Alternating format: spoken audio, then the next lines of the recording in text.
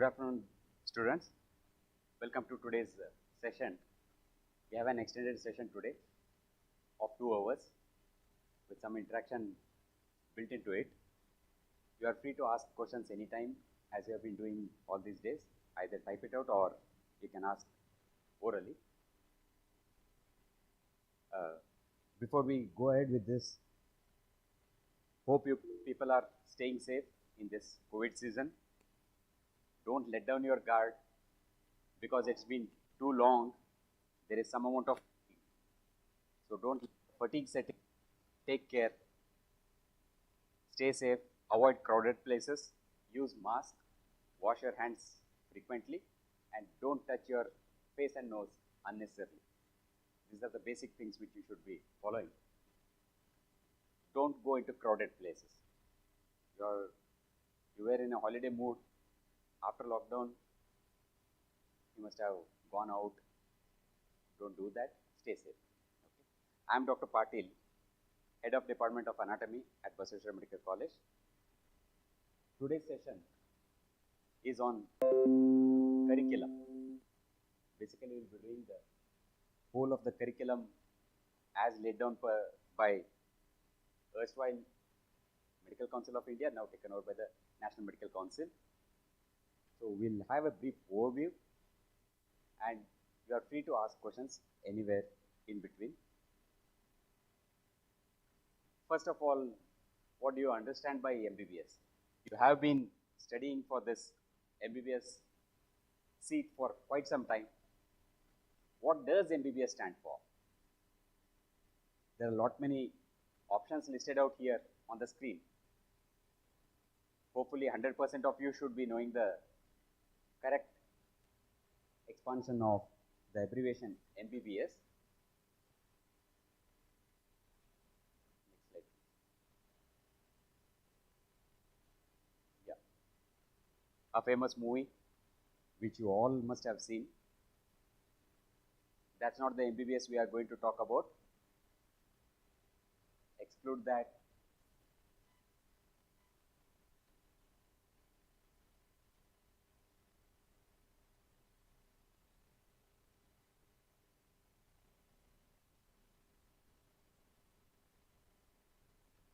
Yeah.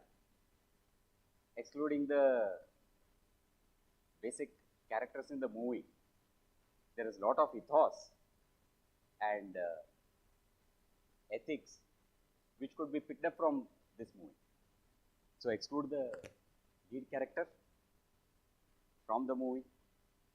There are a lot many things which we can pick up.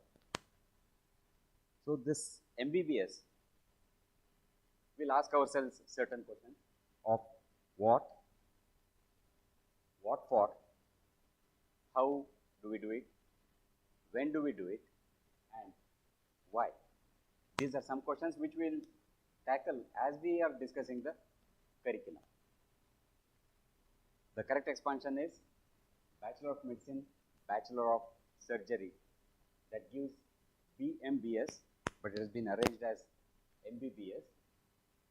Basically from Latin, Medicinae Baccalaureus Chirurgiae. That's what stands for the MBBS. That's the expansion for MBBS. Now, why this whole curriculum? Why should there be a curriculum? Thing is, as shown by the arrows in different colors, you people are entering from diverse backgrounds, from very diverse backgrounds. Regional backgrounds are different, educational backgrounds are different, several things. You people are coming from different parts of the country, carrying your own culture. So all of you come over here, mix up, learn something which is academic, and learn many things which are non-academic. Those are also blended into the whole learning cycle which you are undergoing here at BMCH and in other colleges also. After completing this, you are a finished product. Then again, as the arrow suggests, you go your own ways into specialties or into practice. That's in the future. So to do this mixing. Yeah, please. screen share. Just a second, we'll try that. From the beginning, you couldn't get the screen share? No, we couldn't. Initially, you had.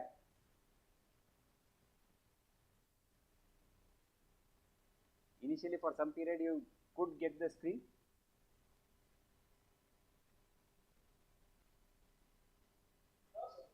Okay.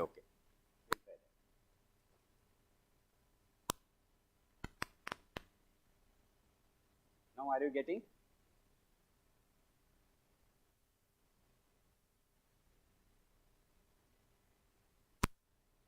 Are you people getting the screen share? What about the audio? Audio is also fine. Okay. Somebody was saying screen share was not there. Hope you are getting now.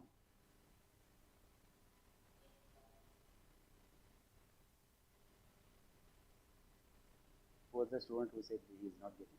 You can find it. So we're not getting from Google Meet.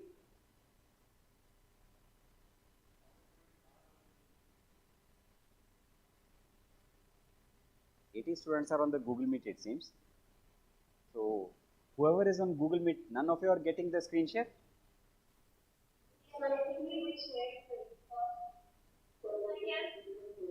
Some of you can, some of you aren't able to.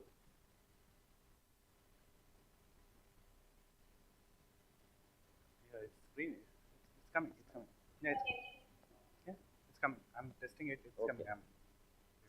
Okay, so if there is some problem, then please check your connection. Most probably there is a lag. Many people are getting and they are checking here. We are getting it on the screen share. So we'll proceed. So after finishing this MBBS course, you people are going in different directions. That's in the future.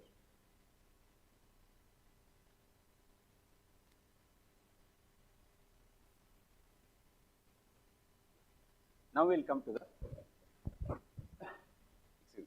curriculum part. You must have heard of syllabus also. So what is this curriculum and what is the syllabus? Is there a difference? And if there is a difference, what is the difference? And how is it going to matter to you as a student? Out of these two, what do you feel is applicable to you as a student? Is it the curriculum or is it the syllabus? Anybody can answer?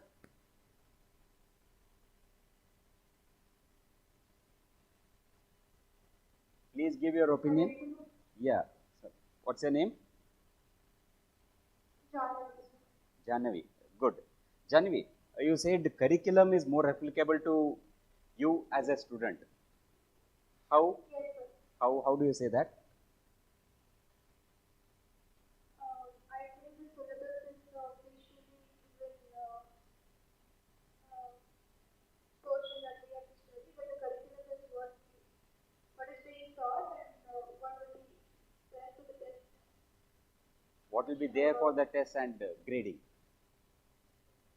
Okay.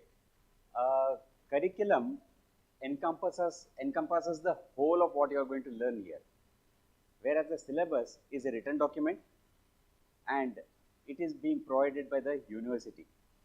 So for you as a student, I think more applicable is the syllabus because you are given what to study, how much to study, for how many hours, on which dates, which period of time, and also when your examinations, how are the examinations being conducted, what feedback you are getting. So syllabus is more concerned to the students. Curriculum comes at a very high level. It may be a national goal, it may be an institutional goal, and curriculum can be set at a department level also.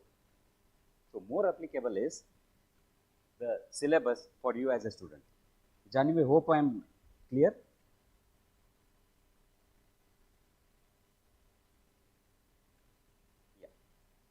We'll move ahead with the next one. Curriculum in education. A curriculum is broadly defined as the totality of student experiences. That's what I said. It's a totality of your experiences here at Basaveshwara Medical College and Hospital, Chitradurga. It's not what you have learnt only in the classroom.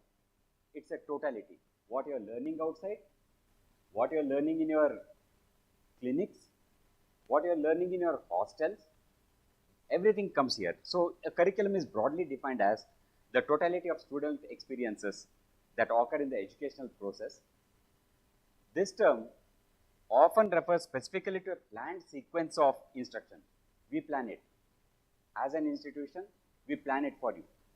At the department level, the department head is going to plan your mode of teaching and rest of the things. So that is the curriculum. Or to a view of the students' experiences in terms of the educators or school's instructional goals. So I said there are national goals, institutional goals, and department level goals. To achieve that, students' experiences are also important, and we structure them into the learning experience. So that is part of the curriculum. Whereas a syllabus is an academic document. So we are not including extracurricular activities here. It is an academic document that communicates information about a specific course and defines expectations and responsibilities. What you have to learn and what is expected of you within that given topic or branch. The syllabus is descriptive, that is, it specifies each and everything, whereas the curriculum is prescriptive and non-specific. Sorry, it is specific and non-descriptive, that is prescriptive. A syllabus may be set out by a board, like PU board, that sets out a syllabus and prepared by the professor who supervises or controls the course qualities. So that is for the syllabus. Here in this table, we have the basic differences between syllabus and the curriculum. Out of this, what we should see is prepared by the syllabus is prepared by the teacher, whereas curriculum, that row if you see, the second row, that is planned by higher ups of the institution or by the educational teams designated by the government. So it's a higher level organization which is involved in preparation of the curriculum, and it has a wide scope. If you see the last row, the curriculum has a very wide scope, whereas the syllabus has a narrow scope clearly defined. So that's the basic difference between curriculum and syllabus. So with that basic background of what is the difference between a curriculum and syllabus, we'll go ahead and see what is the curriculum. We'll have an overview of the curriculum of the MBBS course. This screenshot is of a document provided by the erstwhile Medical Council of India. This was prepared in 2018, released in 2018. That is the competency-based undergraduate curriculum for the Indian medical graduate, released in 18, then subsequently modified, refined. It was refined further, and the document itself says that it's a living document, so that changes can be incorporated as we go ahead. Your own curriculum may get slightly changed, newer things may be built into it as we go ahead in the next 5.5 years. So this was prepared by a team of experts appointed by the Medical Council of India. Now, there are two important things here. One is competency-based. Another one is the Indian medical graduate. I think many classes have been done regarding Indian medical graduate. You know what is a Indian medical graduate? You are going to be a Indian medical graduate. So, two important points here. One is competency-based and another one is the Indian medical graduate. These two things will lay emphasis on. What is this competency? What is the competency? The overview, here it says regulations on graduate medical education for MBBS by MCI 1997. Document was released in 98, and then further refinement is going on.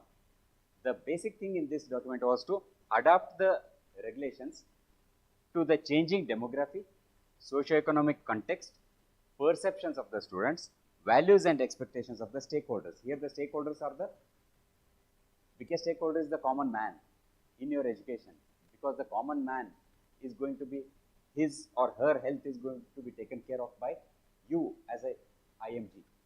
So expectations, those people are the stakeholders. Then the government is a stakeholder, the university, National Medical Council, I as a teacher, you as a student. All of us are stakeholders here. So values and expectations of the stakeholders keeps on changing.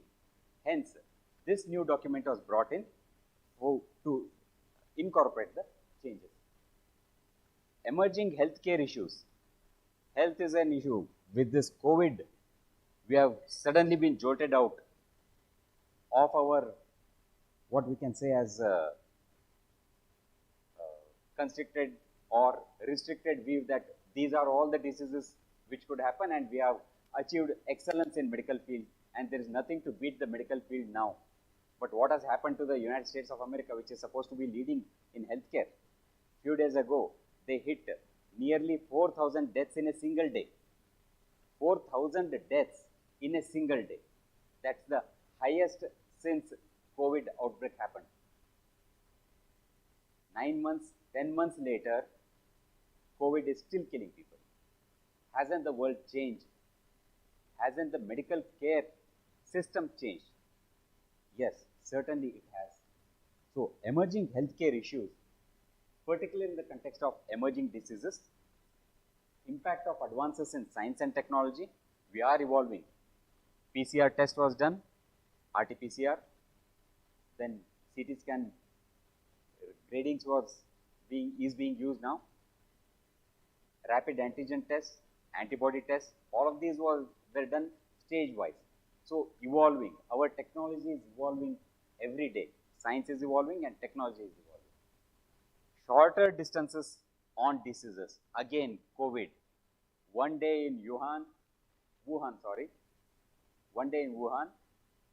next day in France, the next day in our country. So, distances, travel time has reduced a lot. These are the changing contexts. These are the changing circumstances to which we as Indian medical graduates should adopt and adapt to be a good graduate. There were certain fundamentals.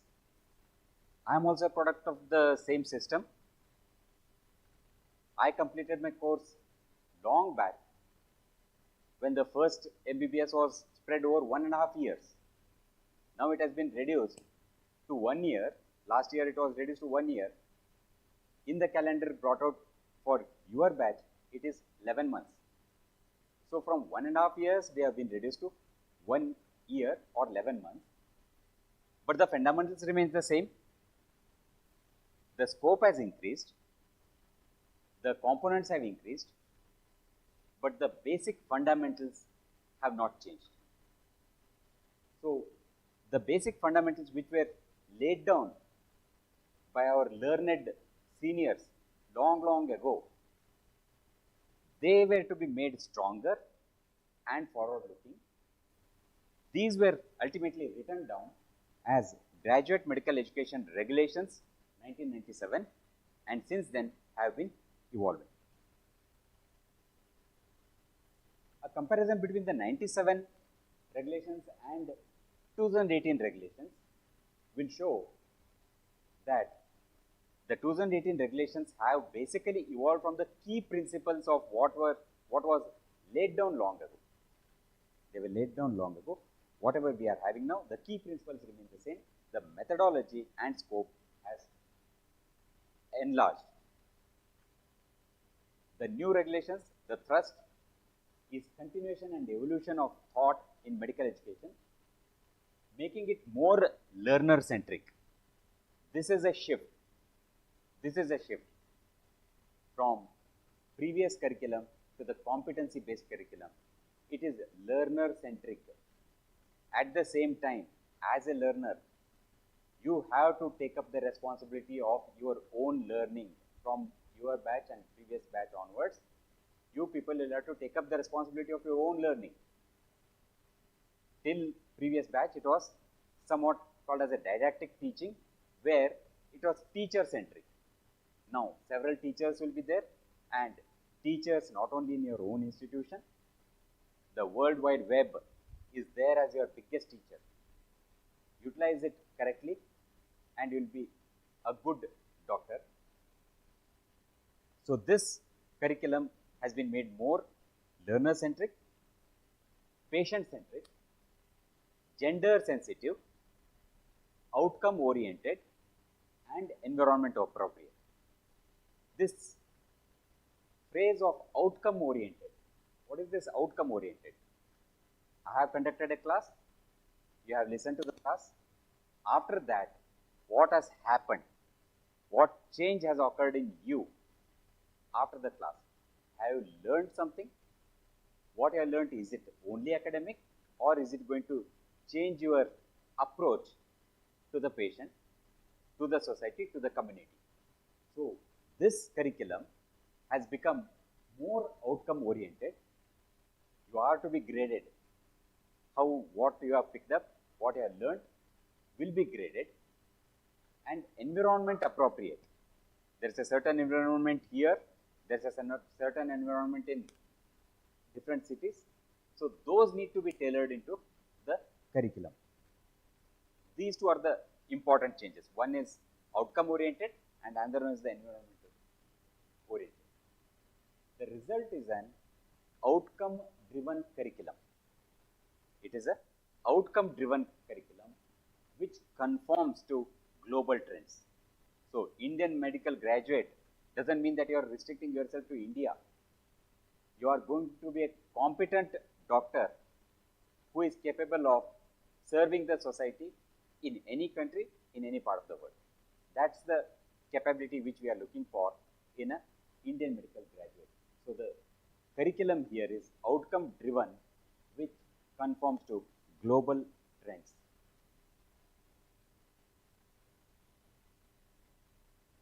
Slide changer.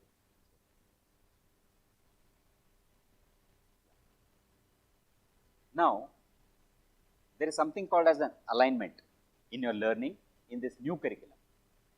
This is one of the important differences between the old curriculum and the new curriculum. Alignment and integration. What do they mean? Emphasis in this curriculum is made on the alignment and integration of subjects, both horizontally and vertically. There is a horizontal integration and there is a vertical integration. What does this integration and alignment mean? This will be dealt with in detail in some other session, but the basic thing is, I am from the Department of Anatomy. It shouldn't be that I will teach you something in anatomy. Say for example, I am teaching you the palm. In physiology, somebody is teaching you the heart. In biochemistry, somebody is teaching you about the liver. So, there is no match between what you are learning from one department to another department. Yes, earlier system, I am a product of an earlier system, and it was also not too bad. Now, what is being brought about is alignment, so that in a given specific period of time, all the departments concerned or all the learning throughout the day or a phase of your learning, say a week or a month or 3 months, these are aligned with one another as far as possible, so that you will have an overall understanding of the system, not a particular topic, because ultimately you are going to treat the patient as a whole and not one organ or one system in a patient. So, this alignment and integration, I am teaching anatomy. I will have to come to you and remind you of what you have learned in anatomy when you are in the 4th year, when you are dealing with the heart. A patient of myocardial infarction is there with you. That anatomy recall will be done by me. So, in the routine process, when you are in the 1st year, a medicine professor or medicine faculty member will come and talk briefly about myocardial infarction, whereas most of it is anatomy of the heart. While in the final year, most of the class will be about the myocardial infarction and very brief recall of the heart, anatomy of the heart. So, this is called as integration. So, alignment and integration These two are important components of the current curriculum.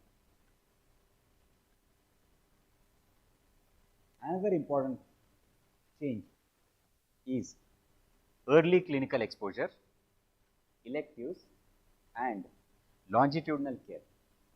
Out of these two, my personal opinion is that if properly implemented, the early clinical exposure and the electives are going to be the best modality of your learning. Early clinical exposure and your electives. These are going to be very good areas wherein you will develop into your own. But since the system has allotted some particular time for this, we have to stick to it. Skill acquisition is indispensable, and it has been made a component of the curriculum. The curriculum reinforces this aspect by necessitating certification of certain skills. In the first year, you are certified at the end of your training session of 1 year or 11 months. You are certified by the departments that you have achieved this competency and this skill. So that skill certification is another very important change from the previous curriculum to the present curriculum. One more thing, self-directed learning. All these days, it was up to an individual student whether they wanted to learn something outside of what is being taught, something more, something new. That was up to an individual student, and I too have been a student. Unless there's direction given, many of us don't go out of our area. Hence, this component has been brought as self-directed learning, wherein a broad topic is given to you. You people as groups or as individuals will have to study, sift, understand newer developments and newer things there, and learn from the topics which has been chosen for you. But the direction, the learning is your own. Learning is your own. You are responsible for your learning. So this self-directed learning is also a very important component and an important change in the new curriculum. Co-curricular activities and extracurricular activities have been given time built into the curriculum. Earlier it was not there. Sports, yes we did. Drama we did. Dance and singing we did. But there was no set dedicated time for that. Now in the newer curriculum, a dedicated slot has been created so that full utilization of the time is there. Nobody is preventing you to do that outside of the curriculum. But yes, there was to be some time dedicated, and that has been done in the present curriculum for you. This I am not going to go through completely because you have learnt about this. What is an Indian medical graduate and what is the goal of an IMG. The goals, like I said earlier, there are national goals, there are institutional goals, and there are goals for the learner. Even department level goals will be there. So goals for the learner. These are the three broad segments which have their own goals set out. IMG, clinician, leader and member, communicator, lifelong learner, professional who is accountable. This also is a very important thing. So this definition of IMG encapsulates everything what is to be done in the curriculum. It incorporates everything. The competency is to become an IMG. What is a competency? What is competency? You are undergoing CBME, Competency-based Medical Education. You are a CBME batch. What does this C stand for? It stands for competency. Competency is not the same as competence. Can anybody tell what is a competence? Competence, here it is projected. Competency is already there. What is the difference between competence and competency? Anybody?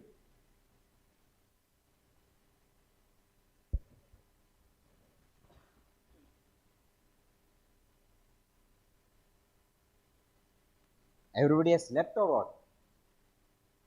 Post lunch?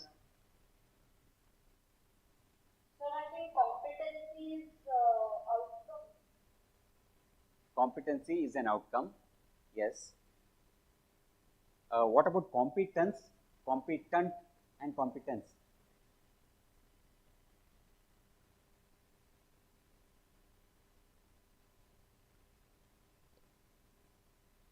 And Competence is like something related to competition. Another form of competition. another form of ability is one thing. Ability for what? Ability to do something successfully. Yeah. So who has to say that you have been successful? Is it you or the society or the teacher? Somebody has to. Society. So society. So but here we can't call the whole society here. So what can be done?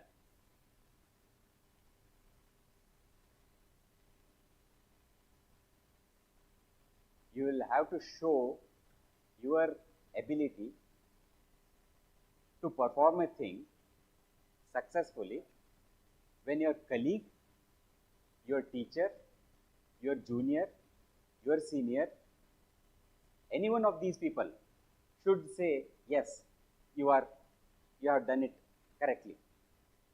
To say as you have done it correctly, there has to be a checklist against which these need to be ticked, and then you can be certified.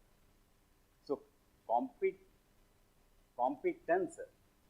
is the expertise to perform something, whereas competency is an observable ability. You have the ability, you are competent. But what is a competency? Competency is observable. You have to show me that you are capable. You have to show me that you are capable.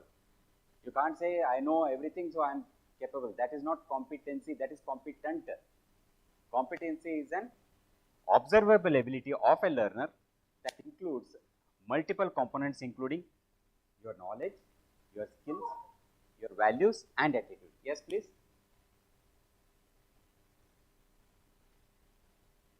Any questions?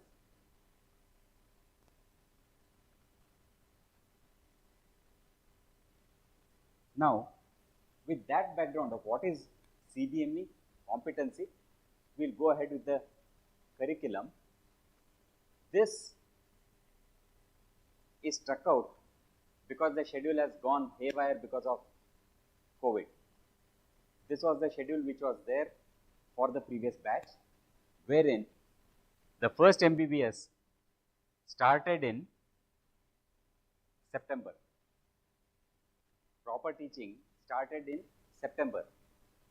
Then it had to end by August. That is 1 full year, 12 months of learning, and then 1 month of examination. That was the schedule. Now, the newer one, this has been sent by the National Medical Council. I will give an enlarged view of this whole table. This whole table is for the tentative scheduling of MBBS curriculum from 2021 to 2024. In this, on the first column, there are months written, and in the last 4 rows, there are years written. Yours will come as 2020. You are 2020 batch. Yes, this is an enlarged view. 4th row from bottom. 4th row from bottom is your batch, 2020. You are called as 2020 batch. But look at the table, where are you starting? Where are you starting? Anybody can see this table and tell me?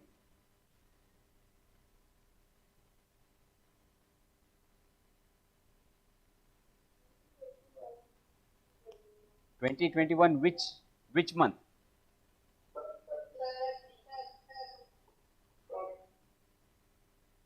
On the second row, it's not very easily readable. 1, 2. First column is 12, and then 1, 2. You are starting at 2, that is February 2021. You are starting your course. It runs for 11 months, and examination in the 12th month. So 1 month reduction has been there. In this 1 month reduced time, take out your holidays, your offs, your examination times, internal examinations. So time remaining for learning is very, very restricted. For time remaining for learning is not restricted. Time remaining for classroom learning is restricted. So as I said earlier, you people from previous batch, CBME batch onwards are responsible for your own learning. You will be given a certificate at the end of your first year that you have scored 80% of marks, that's fine. But for you, that 80% does not have any value if you are unable to treat a patient. Because you are going to be IMG, that is the ultimate goal. If you are unable to treat a patient properly, then there's a failure on your part, even though you are a distinction in the first year or second year. So as a whole, you have to develop. Here 11 months is there. This table is important for you. The 11 months run from Feb till December 2021. January 2022 is your examination. That is certifying exam or the university examination is January 2022. Write it down somewhere. That's your target. 11 months of learning and 12th month is your examination. Then you will move on to the second year, which has again been reduced. 1 month reduction in my subject or physiology, biochemistry, I am not too worried. But 2 months of reduction in pathology, pharmacology, I don't know how you people are going to cope up, or how as a teacher I am going to cope up. It's quite difficult, quite difficult. The subject range is huge. Pathology is expanding every day, every day. Pharmacology expanding every day. Again, COVID. What all drugs have been tried? Those which were in use decades ago went out of use. They were meant for something else and now again they are being used for COVID. So huge amount of learning is there, but the time set out is less. So you people take responsibility for your own learning. This is the schedule 2021 schedule, 11 months for you. That's for the first year. This is the complete overview table as given in the graduate medical education regulations, wherein the first column in blue, there are bold letters which are written as first professional, second professional, third professional part 1, third professional part 2. So there are 3 professionals for you, first, second, third first and third second. In the first professional, you are going to study human anatomy, physiology and biochemistry. In the second professional, you are going to learn or study pathology, microbiology and pharmacology. In the third first, you are going to learn forensic medicine and toxicology, ophthalmology, otorhinolaryngology, that is ENT, and then community medicine. I'll take 1 second here. The community medicine is shown as part of third first. That doesn't mean that you start in the third first. Your learning of community medicine is going to start from day 1, that is right from your first year onwards. So it's a longitudinal program. From day 1 of your curriculum, you are going to learn it. The exam you are going to give as part of the third professional part 1. Then you are going to give the examination.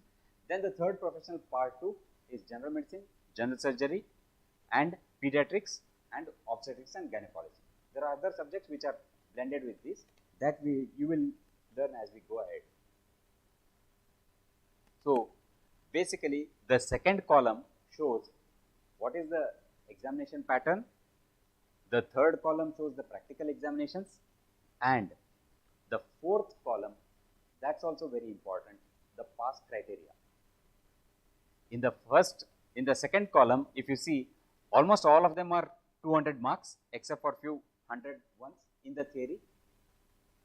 Third column is practicals, orals and clinicals, where almost all of them are 100 marks, few of them are 200 marks. That's the maximum marks which you are going to study for. Coming to this pass criteria, Note there, it is written as internal assessment. Are you people able to read from your screen?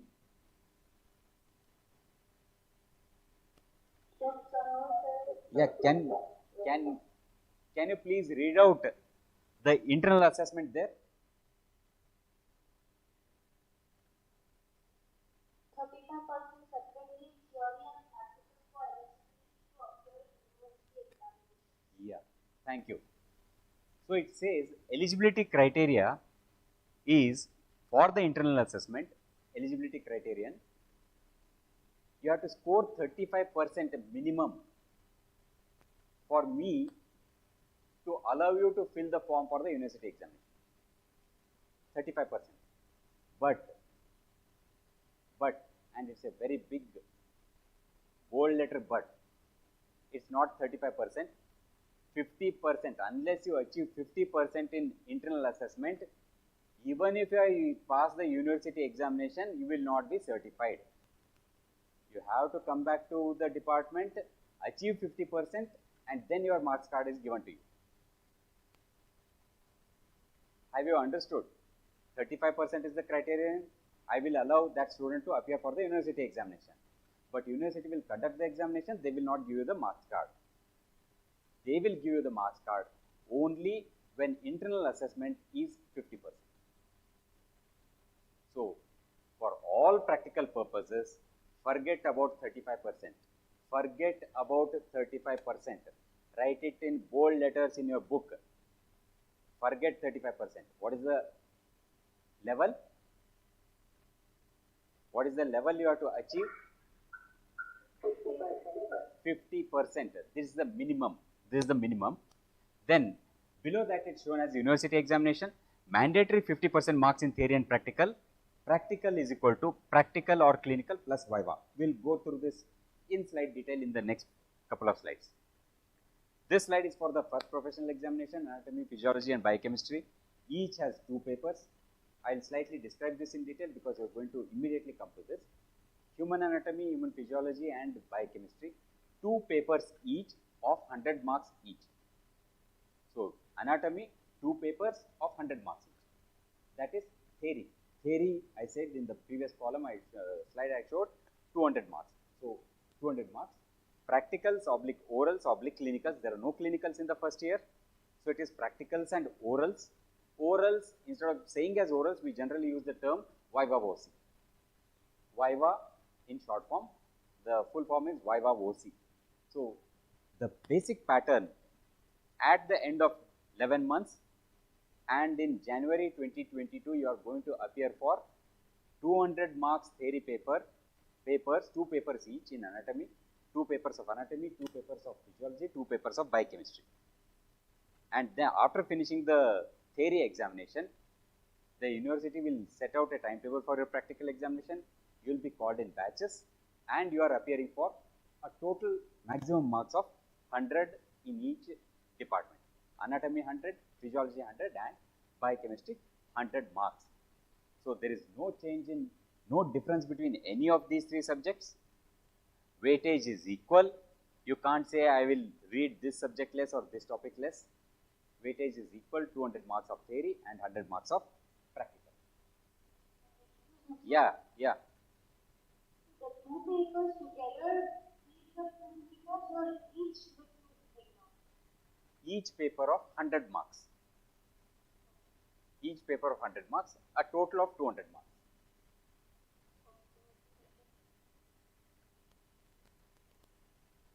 The second professional, pharmacology, pathology and microbiology. Again, each 2 papers each, 100 marks each paper and 100 marks of practicals and clinical orals.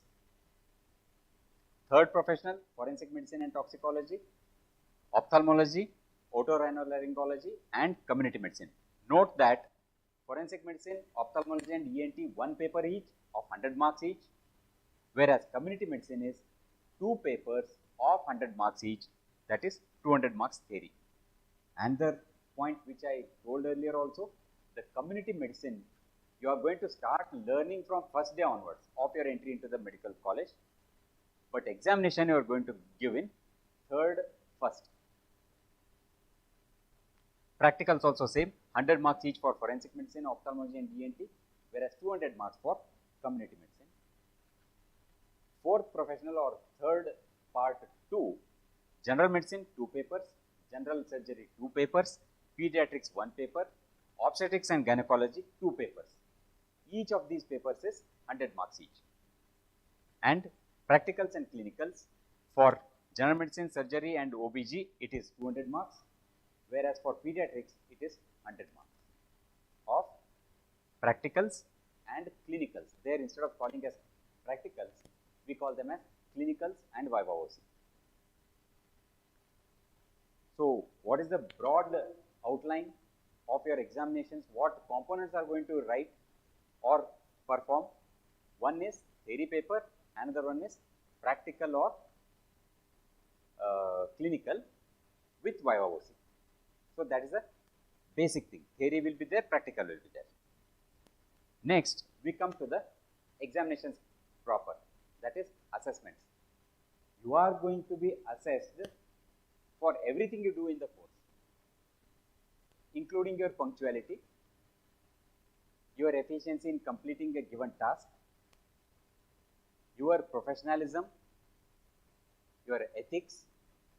Everything will be counted and everything will be marked. Everything is going to be graded. So, these gradings are in a particular pattern. Some of them are graded in your logbook. Some are to be done as examinations, and ultimately the university will conduct an examination to certify you as having passed the first year, second year or onwards. So, we will see what type of assessments are there. Assessments are important. Whatever you learn is very important. Even if it is not assessed, it is important what you learn. But assessments are also important, because without assessment and without grading, you are not going to be certified as an Indian medical graduate. So, there are two basic kinds of assessments. One is formative assessment, another one is summative assessment. We usually use the term internal assessment examination or internals. The word internals is used for the formative assessments, and after having gone through a set number of formative assessments, you will become eligible for the summative assessment. The summative assessment is done by the university. Formative assessment is done at either the institution level or at the department level or at the student level also. I can call any one of you on any day, I means any teacher, can call any one of you on any day, ask anything and grading. So, assessment is an ongoing process. It's an ongoing process and it will be continuous. Moral of the story: when you are studying, put your heart into it, be disciplined. Whatever you learn will be asked and assessed. If you are good, if you have learnt on a particular day, then assessment you need not worry much about. Summative assessment is done by the university. Now, coming to this formative assessment, we usually use the term internals for that. Internal examination or internal assessment or internals. What the graduate medical education regulation says is about the internal assessment: regular periodic examination shall be conducted throughout the course. There shall be no less than 3 internal assessment examinations in each pre and paraclinical subjects, minimum 3, and no less than 2 examinations in each clinical subject in a professional year. Doesn't mean that general medicine has to have only 2. You have to read this paragraph carefully. Minimum 3 in pre and paramedical, pre and paraclinical subjects, but in clinical subjects, 2 examinations in each professional year. So, medicine, general medicine, you are supposed to give 4 examinations, formative examinations. General surgery, 4 formative examinations, because you are going to start in the clinicals in the second year. So, 6, sorry, not 4, 6. 6 examinations you are supposed to give. The eligibility of the internal assessment, it is mandatory before a student is allowed to appear for the final university examination. So, what is the bottom line? You have to qualify in the internals to appear for the university exam. That is the bottom line. Now, at what grade? 35% separately in theory and practicals. Important words there. 35% separately in theory and in practical. You can't score 0 in theory and 70% in practical and say I have achieved 35. No. 35 in theory, 35 in practical. But like I said earlier, forget about 35. Forget about 35. Set your target at 50.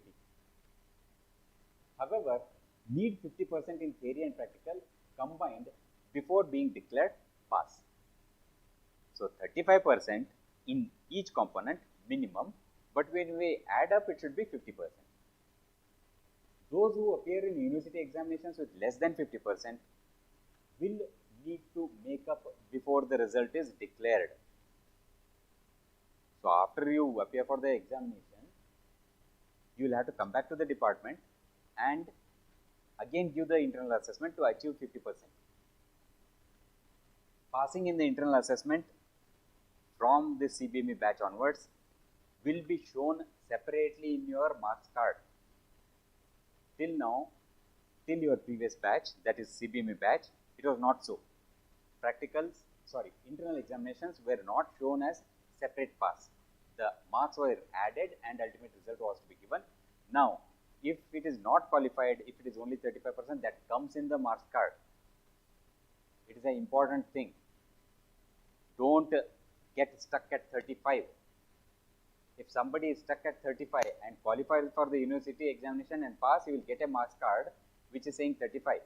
Then you will get another marks card and say as fail. Ultimate result is fail. Then you have to appear for the internals again, achieve 50%, and then the university will issue another which says pass. So, for one subject you are going to have 2 marks cards.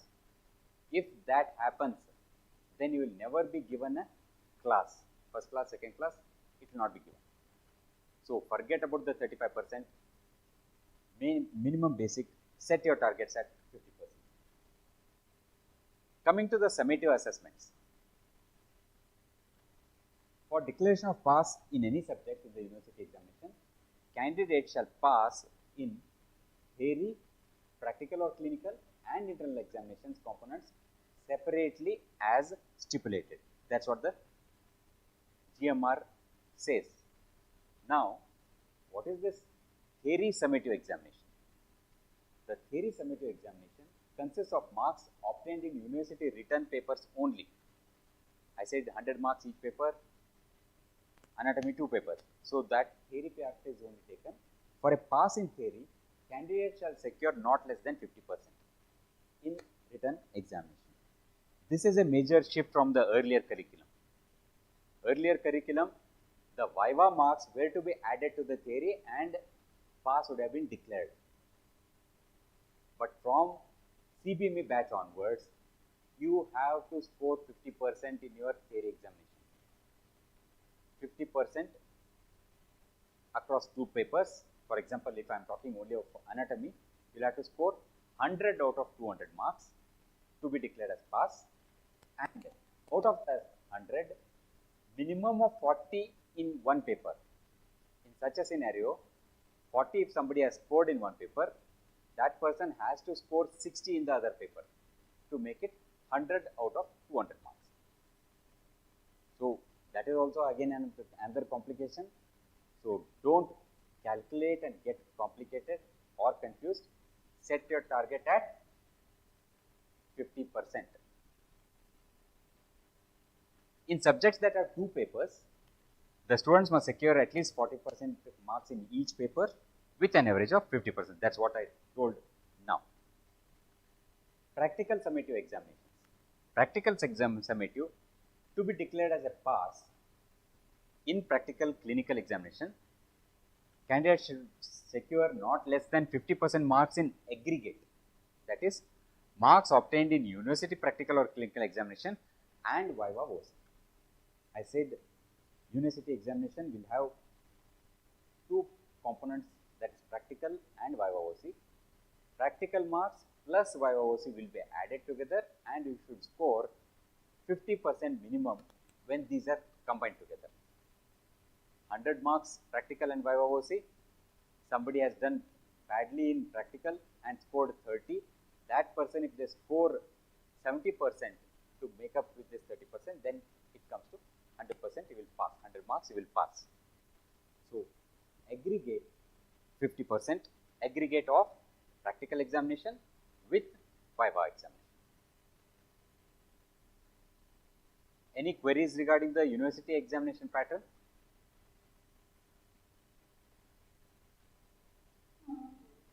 Okay, we'll go ahead. Internal assessment component of the summative assessment. I am talking of the summative assessment, but the internal assessment component. Student must secure at least 50% of marks in total marks combined in theory and practical. Combined in theory and practical of the internal assessment to be declared successful at the final university examination of that subject.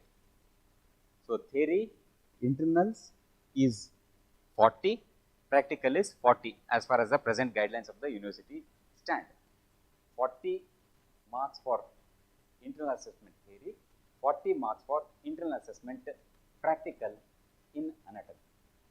So, to qualify for the university examination, you have to achieve 40 out of 80. How you achieve this 40 out of 80 is immaterial as far as the internal assessment is concerned. You may score 0 in theory and 40 out of 40 in practical. So, that brings the aggregate to 40, 50%. Then also you are eligible. Again, don't go into calculations. If somebody has scored 0 in theory, that was a hypothetical example I gave. If somebody has scored 0 in theory, they will never be able to score in practical. So, 50-50 is the baseline. Candidate not securing 50% marks in aggregate in theory or practical plus Viva in a subject shall be declared to have failed in that subject and is required to appear for, I have highlighted, made the word bold and underlined, both the theory and practical again. Any of the components somebody has failed, then they have to appear for theory, practical and Viva again. Not that you have passed in theory early, so you will be excused theory this time. No, it has to be as a second. That is the summative examination. After the examinations, you have scored certain amount of marks and you will be given grades as distinction, first class, second class and pass class. Here, declaration of class. Slide.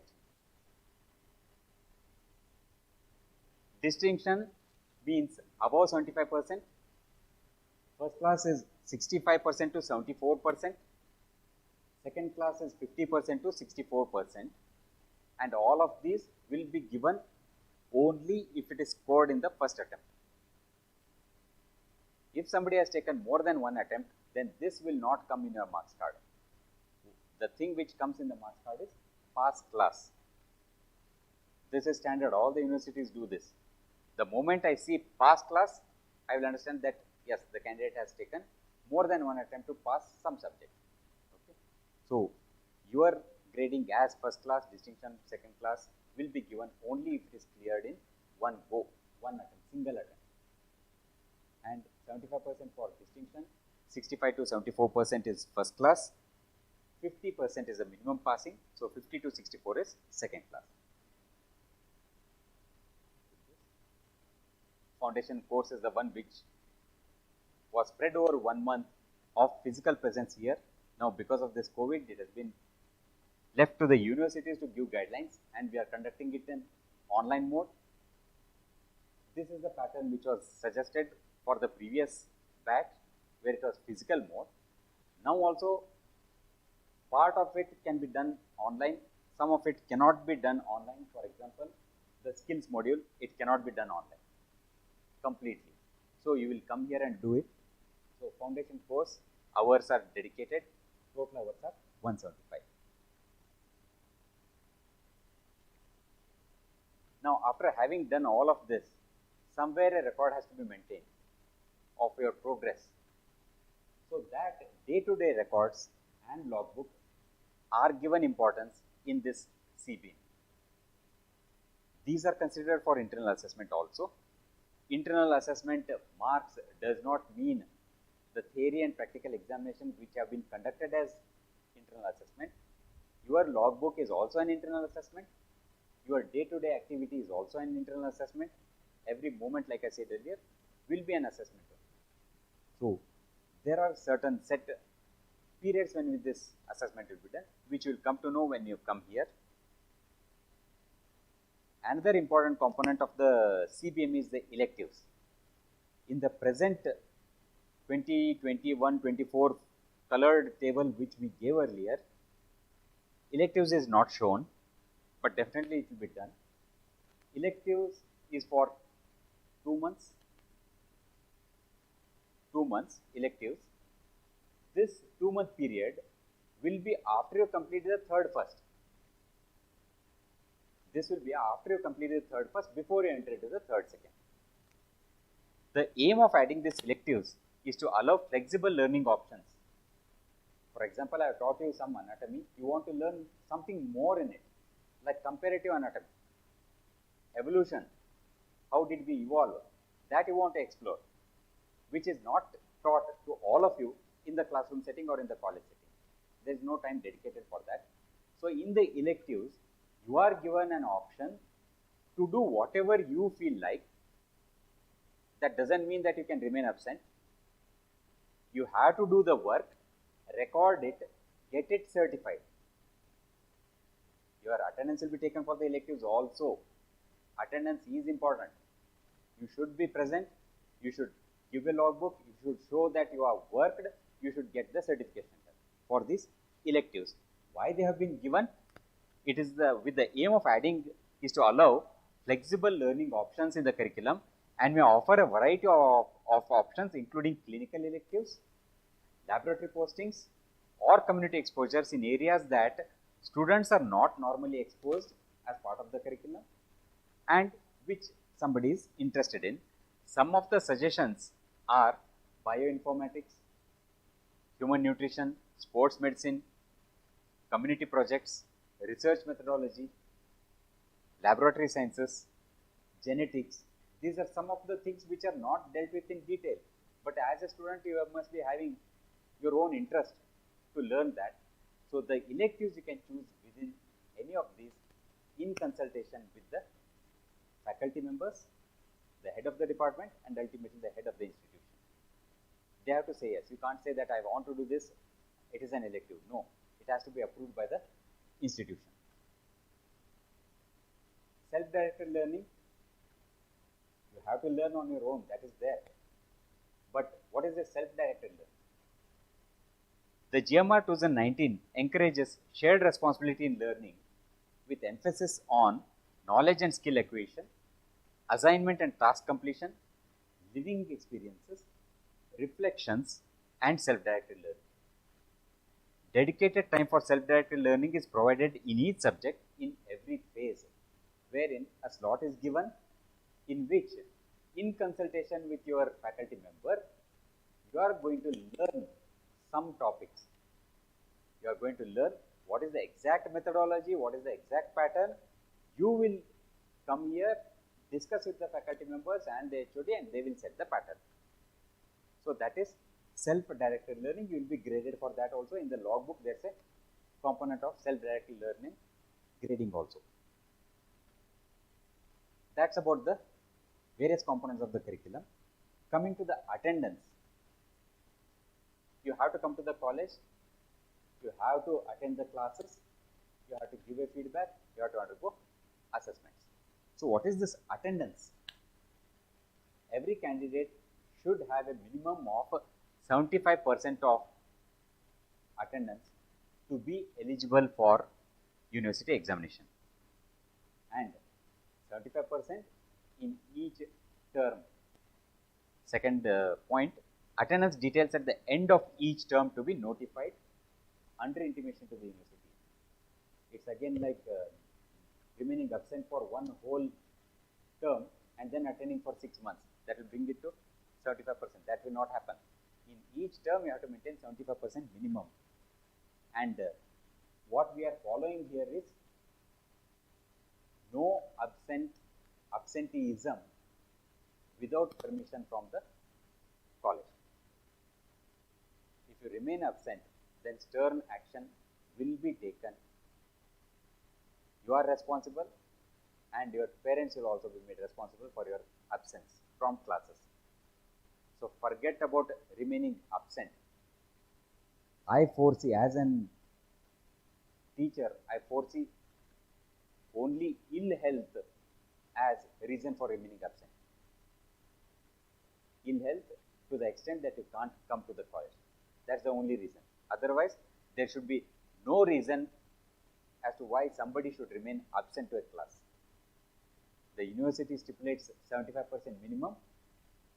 We will stipulate our own percentage below which we will not allow you to appear for the examination. Candidate lacking in the prescribed attendance and progress in any subject in theory or practical or clinical in the first appearance should not be permitted to appear for the examination in the subject. That's the GMR regulation. So below 75, no chance.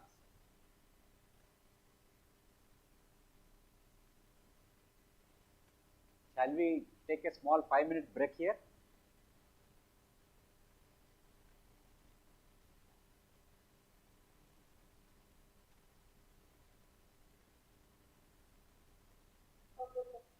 Yeah, we'll take a small 5-minute break. The time is 3:13 now, about 3:15.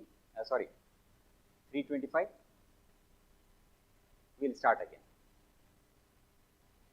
So will you send me again support link, sir? Same link. You continue to be online. Okay, sir. Yeah, it will continue after a 10-minute break. It will not go out. This session is a continuous session. You can keep your Google Meet active, or you can rejoin the same meeting so that you don't lose out. You can keep it active.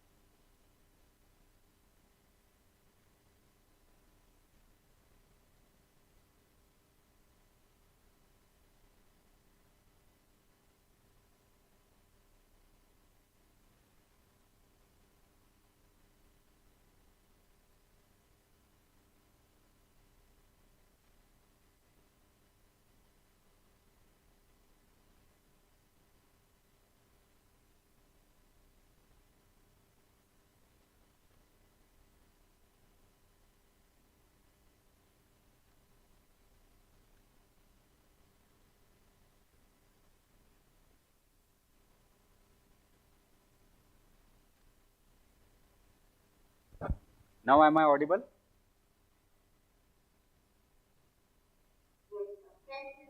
Yeah. Okay. Sorry, it was my fault. Documents pertaining to the course. Documents pertaining to the course, very important. I'm not going to talk only about the documents related to the course, but something extra also, which are going to be helpful to you in your career as a Indian medical graduate. First one is the practical record book. On the clinical side, it will be called as the clinical case record book.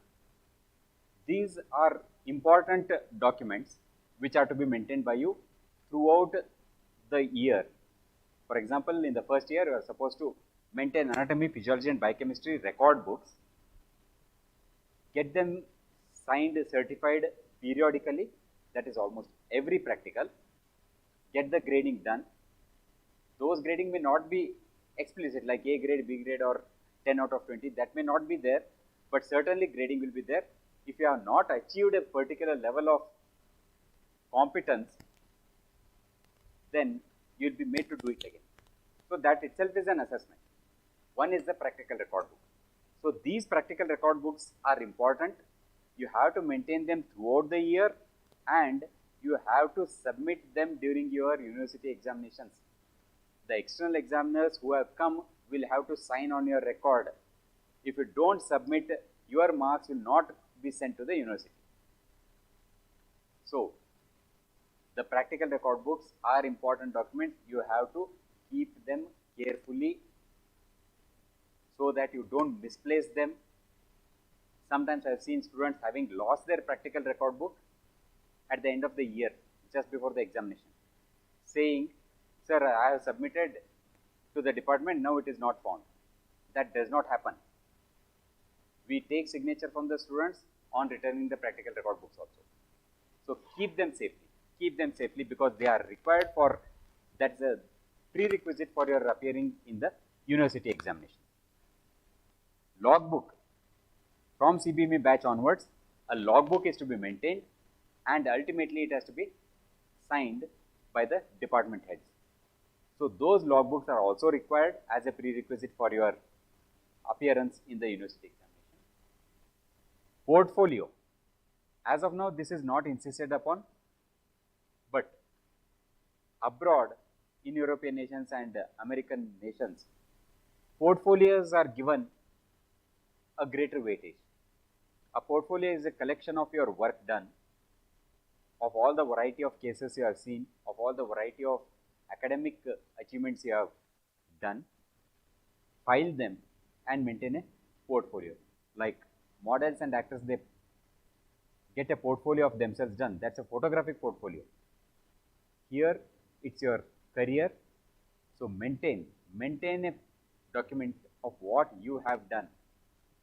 If that is certified by somebody in authority, then it is best. Then it is best. That is the portfolio. Next is the identity card. Each of you will be issued an identity card by the college. It is a very important document. For your university examinations, you have to bring the identity card along with your hall ticket. External observers in the examinations will be there, allotted by the university, who will be coming from different parts of the state. To confirm identity, they may check. They have the authority to check college ID card. So ID card will be issued, keep it safe. Library cards are issued to you, on which you can borrow books from the library for a certain period of time. Then renewal is done for a couple of times more if you require it for a lengthier time. But then you have to return them and you have to collect the library card back. Fee receipts, maintain them throughout in a separate folder, in a separate file. Maintain them hard copy, and nowadays you can keep them in the soft copy also. Take a photograph, scan them and file. No due certificate. This is essential. At every university, just before every university examination, you will be required to submit a no due certificate to the main office. Only then they will allow you to pay the fees for the university examination. This no dues has to be taken from all the concerned departments, the hostels, the library, the society persons. The list will be given to you, and that will be done at the end of your course. Admission and hall tickets for the exams, very important, not only for that particular exam, but after completion of the exam also, you keep them. Even if you achieve a distinction grade, don't throw away your hall tickets. Keep them with you, because on the examination date, teachers or the invigilators would have signed on that. That is the only proof which you have of having appeared for the examination till the declaration of your results. So keep the hall tickets very, very carefully. Marks card, you people are already aware, you have submitted your marks cards to KEA and NEET. So maintain the marks cards carefully. Internship completion certificate. Once you pass all the examinations, you are going to be an intern. After you complete your rotational postings, each department will sign at the end of their own postings and then issue you a internship completion certificate. This is very essential for getting registered in the State Medical Council or the National Medical Council register as a registered medical practitioner. Without this internship completion certificate, they will not register you. If you are not registered, you are not going to be allowed to practice as a doctor. So internship completion certificate is very important. Then the degree certificate and medical council registration certificate are important throughout life. You have to maintain them. So these are some of the important documents pertaining to the course as a whole. For you as a first year MBBS student, when you come here, pay attention to the practical record books, the log book and your identity card.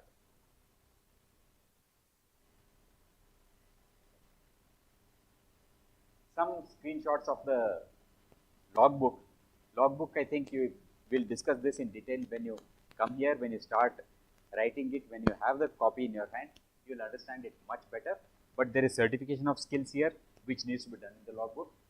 Then conference, workshops, continuing medical education programs, if you have attended on your own, then those need to be entered here and certified.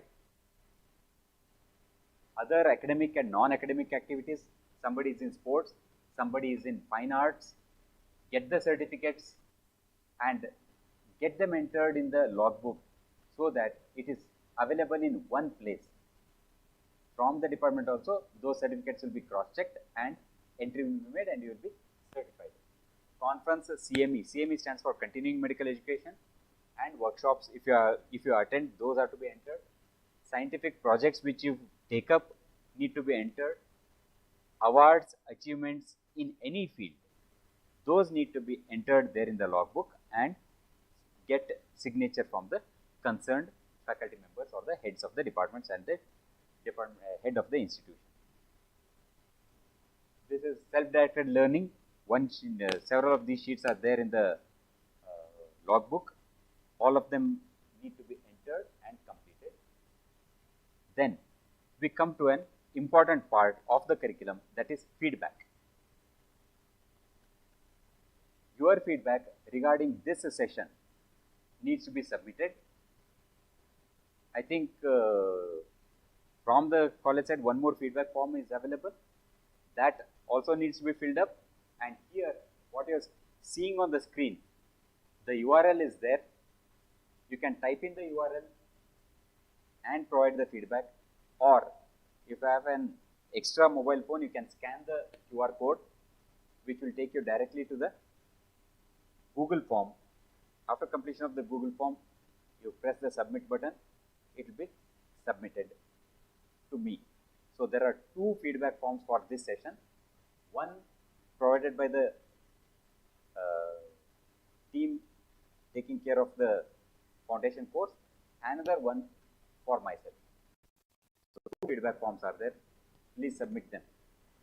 Any queries regarding your curriculum, examination pattern, or anything else regarding the curriculum? Any one of you, any queries?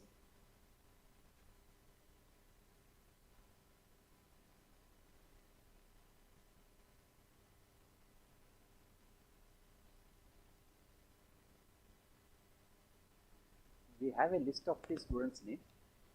List is there. Can I have that? Is here? Take that.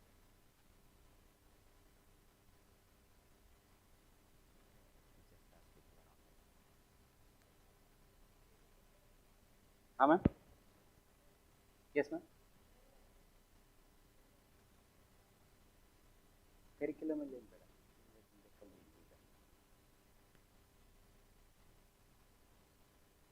Pramod Kumar Shukla, are you online?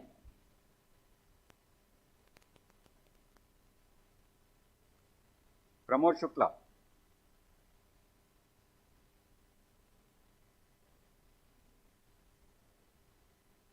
Chandana, yes.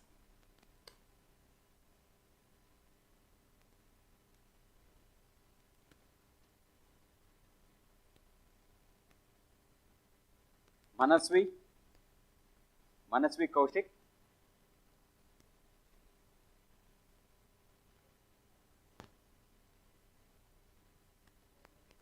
Samprati.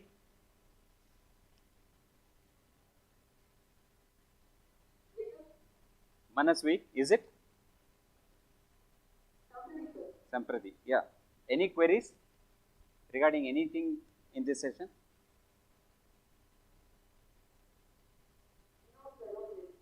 See, there are two things. If you have no queries, then you have understood everything, or complete the sentence, or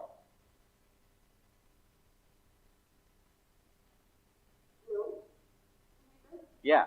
If you have no queries, then you have understood everything, or dash. What is that dash?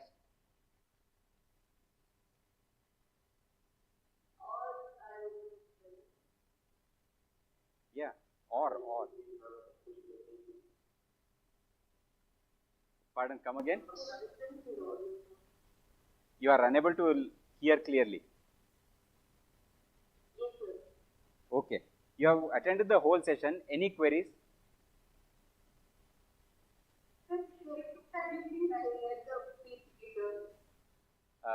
Come again, one of you.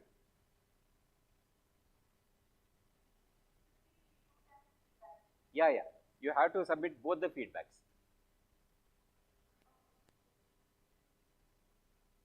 Okay. Sir is saying even the link which is presently on the screen is already added to your classroom app. So you can click on them and then give the feedback. Yeah. So both of them you have. Yes, please.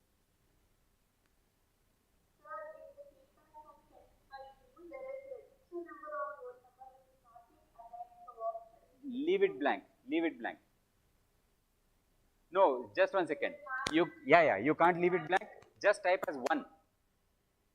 Type as 1. All of you put 1 as your register number. Yeah. Yes, please.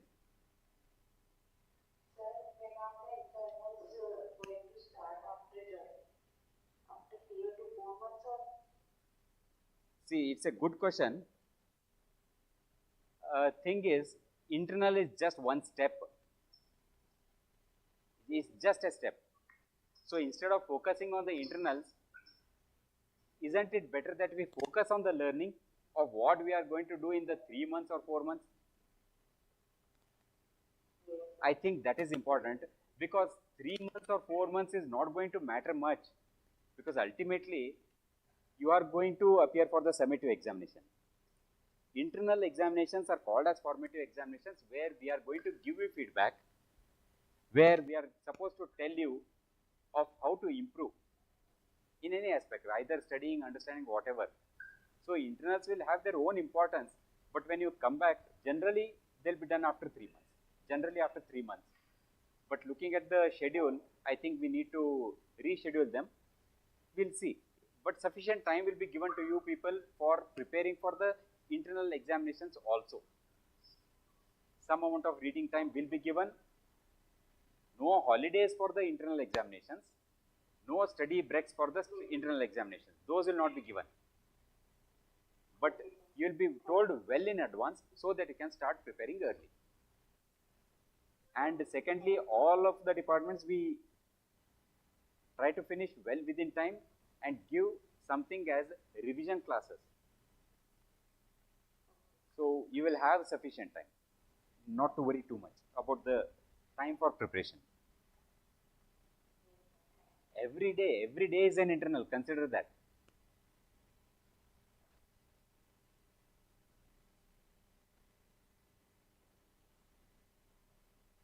Anything else? These people are online.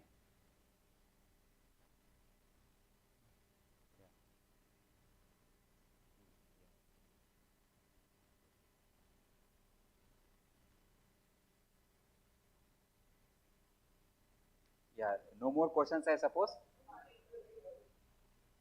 Hello?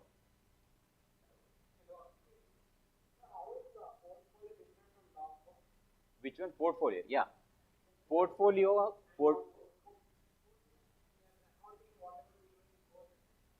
Yeah, I will tell you. Yes. The logbook is a gist of what you have done. The details of a particular case will be in your portfolio. Details will be in your portfolio, and the date, timing, and the title only will be in your logbook.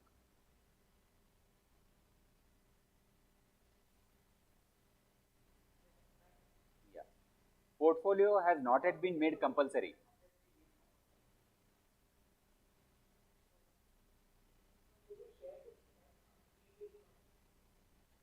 PPT is already available. I will share a PDF of this. I think we can do it. It will be uploaded to the classroom.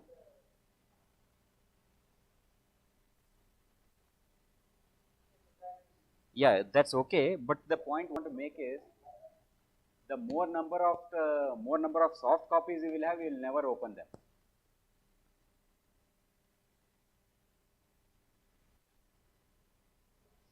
Yes.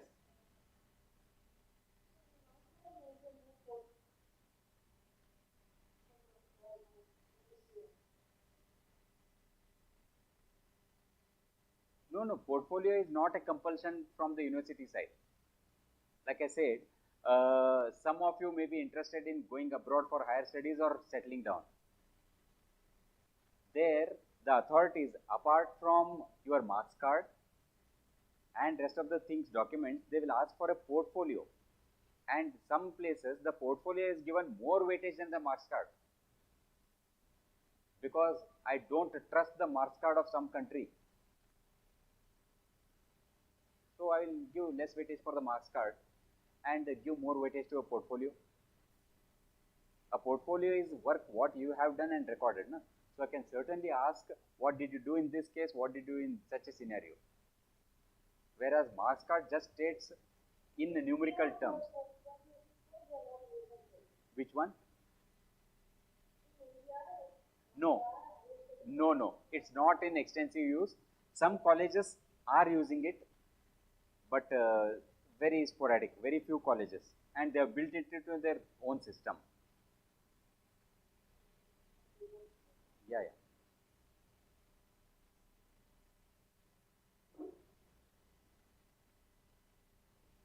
Anybody else?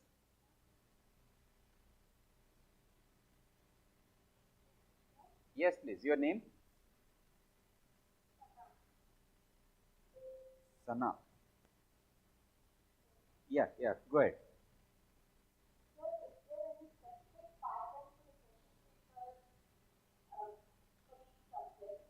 Yes. There is a specific pattern. There is a specific pattern as far as the formative assessments are concerned, and there is a specific pattern which is given by the university also. The pattern given by the university is already available on the website. Pattern followed by the Institute for Internal Assessments will be given to you on the day you come here. Each department will give out. Yeah, many of you are still asking about the exams and exam pattern and such things. CBME is not about the exams only. From day one, you people, all of you, get this drilled into your head that you are responsible for your learning. Even if I certify you 80 out of 100 does not mean you are 80% good. You may be 90% good.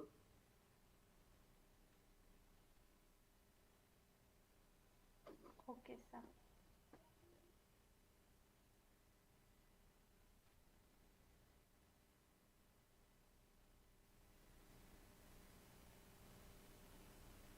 Any other queries?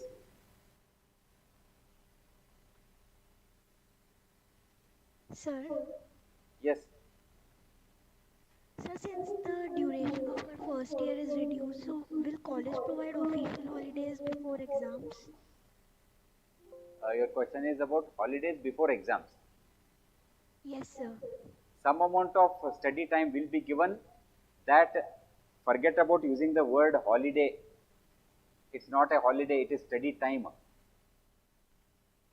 Okay, as HOD I may call you any day to come to the college, even during the study period, because I want to ensure that you are studying, not on a holiday mode, isn't it?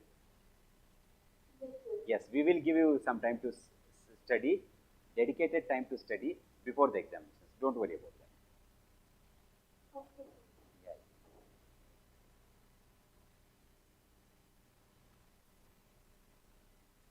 So I'm not clear about what Yeah, this you will understand more clearly when you come over here. Integration is I gave the example of myocardial infarction, heart attack. Heart attack will be this term heart attack will come across in first year, second year, and final year. Now, what about heart attack topic in the first year? I am going to talk about anatomy of the heart, and rest 15 minutes, about 3 minutes by medicine, about 3 minutes by OBG, about 3 minutes by pediatrics, like that. This is when you are a first year student. So now, medical people have come, that is clinical people have come to teach something about heart attack in the first year. Now after passing, you have gone to the final year, you are in the final year. Then in 1 hour class, 50 minutes is conducted by the medicine people, 5 minutes is given to anatomy, physiology, biochemistry, something like that. So that is vertical integration. So what vertical integration?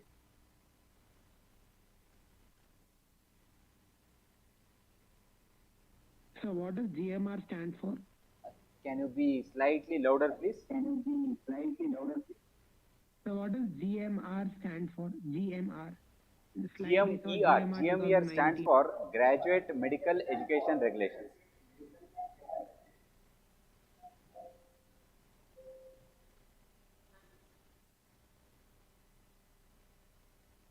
Graduate Medical Education Regulations. These are broad guidelines provided by the National Medical Council. University will take this as the basis and formulate the syllabus.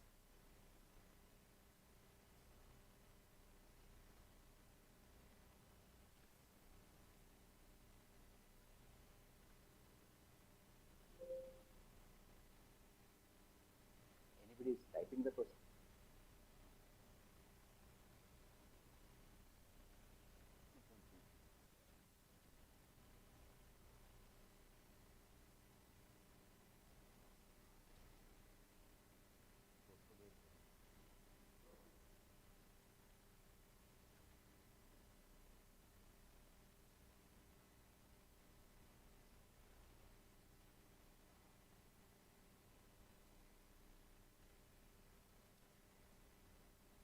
I think that's the end of the session.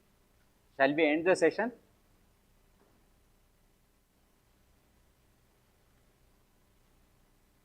Yeah, one more question is there. Shraddha Osmani, he says, what is community medicine about? Community medicine is a subject, but whatever we learn is, everything we learn is applicable to the community. This community medicine is a topic, is a subject which learning will start in the first year, extend till third professional first part, and you will give examination in the third professional first part only. But learning will start. This deals with medicine as applicable to the whole community. It includes preventive aspects, it includes treatment aspects, briefly it touches upon that. It includes policies of the government, of various governments towards healthcare. It includes ethics. It's a very broad area, very, very broad area. Hence, it has been given so much of time. A very important aspect, community health. Yeah.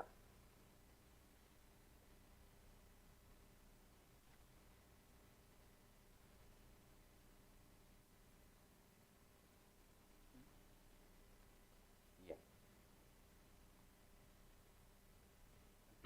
So, we'll conclude this session.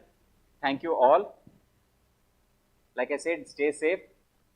Don't go into crowded areas. And please provide the feedback to this session, the two feedbacks. Thank you very much.